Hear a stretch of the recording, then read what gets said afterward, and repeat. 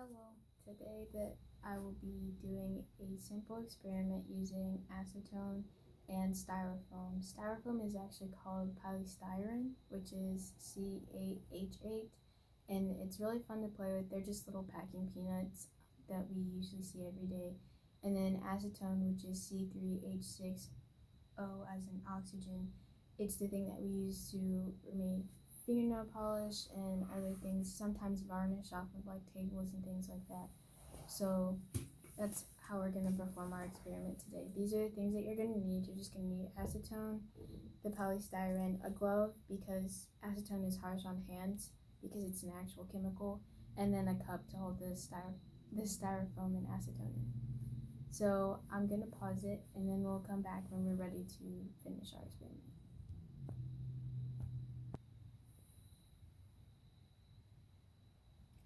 Okay, so we're back. I've poured the acetone into the cup and we have our cute little mini-sized styrofoam pieces, our polystyrene. And so basically all you have to do is just drop the polystyrene into the cup and it quickly loses shape. That happens simply because as the polystyrene dissolves into the acetone, it's breaking up the carbon chains that polystyrene is made of because it's C8H8. And so that's why it loses shape.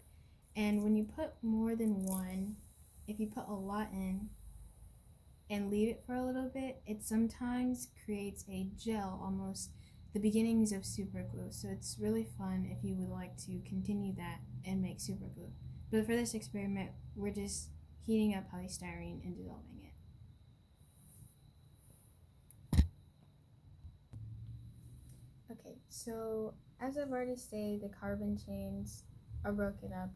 And now we just have this weird little gloop of polystyrene that is not completely dissolved. And so when you take it out, it's actually very cold and kind of slimy. But if you take it out, it won't hurt you. It's just very, very, very cold.